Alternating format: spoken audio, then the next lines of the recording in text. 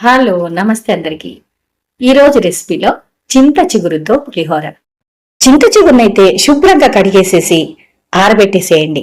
మనం టిష్యూ పేపర్లో వేస్తే త్వరగా ఆరిపోతుంది. ఫ్యాన్ వేసేయండి.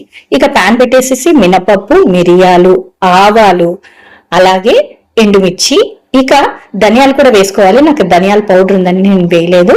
అలాగే చింత చిగురు, ఈ డ్రై అయిపోయిన చింత చిగురిని ఇంకొంచెం రోస్ట్ చేసేసి పక్కన పెట్టేసేసి చల్లార్చిన తర్వాత అది పౌడర్ చేసుకోవాలి. ఇప్పుడు తాలింపు కోసం పాన్ పెట్టేసి ఆయిల్ వేసి పల్లీలు, మినపప్పు, శనగపప్పు, పచ్చిమిర్చి, ఆవాలు, ఎండుమిర్చి, కరివేపాకు, పసుపు, ఉప్పు ఇవన్నీ వేసి బాగా రోస్ట్ చేయండి.